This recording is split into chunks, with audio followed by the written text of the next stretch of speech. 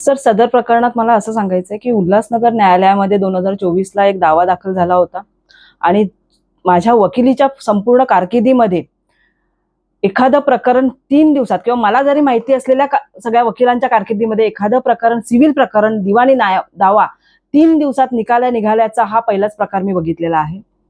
या प्रकरणामध्ये एका विशिष्ट राजकीय पक्षाचा पदाधिकारी, सत्ताधारी पक्षाचा पदाधिकारी आहे आणि त्या पदाधिकाऱ्याने त्याच्या नावाने सदरची जागा चिंचपाडा गावच्या शोभा भरत म्हात्रे यांची फसवणूक करून त्यांचा खोटा अंगठा त्यांच्या पॉवर ऑफ अटर्नीला लावल्याचं दाखवून त्या खोटा आणि वकीलपत्राला लावल्याचं दाखवून त्या खोट्या अंगठ्याच्या आधारे हा निकाल लावून घेतलेला आहे.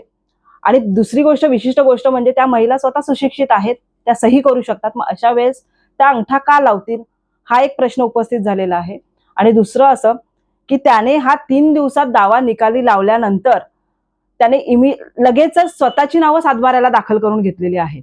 आता माझ्याकडे जेव्हा हे प्रकरण आलं त्यानंतर मी जेव्हा तपासलं तेव्हा म्हणजे सगळ्यात पहिला आश्चर्याचा धक्का हाच बसला की 3 दिवसामध्ये निकाल लागण्याची ही पहिली घटना आहे. पूर्ण कल्याण तालुक्याच्याच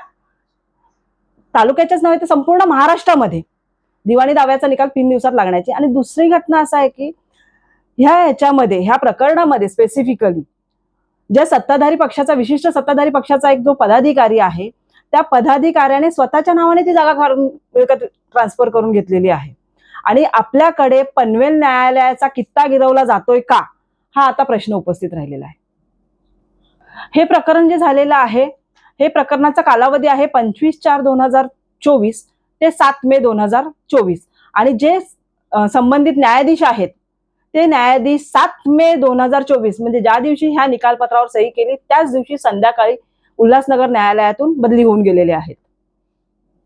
ह्या प्रकरणामध्ये कायदेशीर कारवाई, तो निकाल जो आहे तो रद्दबातल करण्यासाठी जी काही कायदेशीर कारवाई आहे ती सुरू केलेली आहे आणि कल्याण जिल्हा न्यायालयामध्ये ती प्रलंबित आहे.